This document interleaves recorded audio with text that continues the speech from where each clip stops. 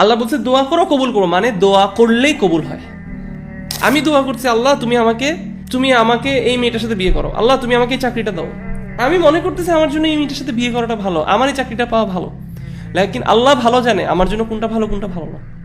আল্লাহ promise করতেছে যে দোয়ার রেসপন্স হচ্ছে অ্যাকসেপ্টেন্স।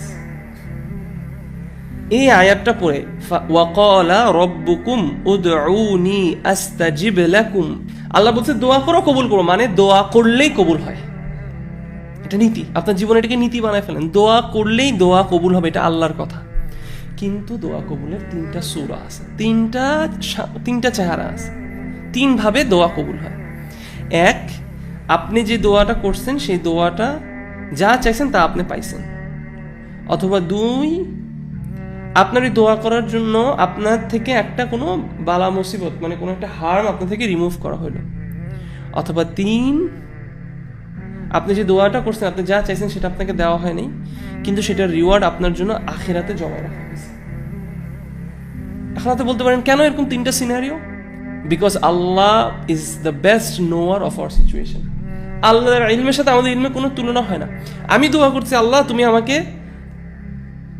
আমাকে এই মেয়েটার সাথে বিয়ে করো, আল্লাহ তুমি আমাকে এই চাকরিটা দাও।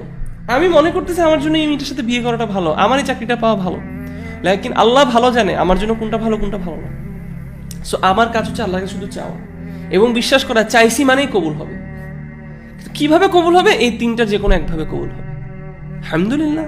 তার মানে জাস্ট দোয়া করা, চাওয়াটাই, আপনি চাওয়ার সময় থেকেই আপনার এনজয়মেন্ট শুরু হওয়া উচিত। আমরা দোয়া করে অপেক্ষা করি দোয়া কবুল হইলে খুশি হই।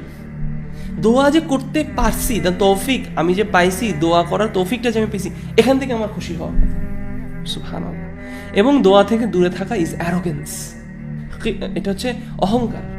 দোয়া থেকে দূরে থাকি এবং আমরা দোয়া করা তো আমরা শিখি না, সুবহানাল্লাহ।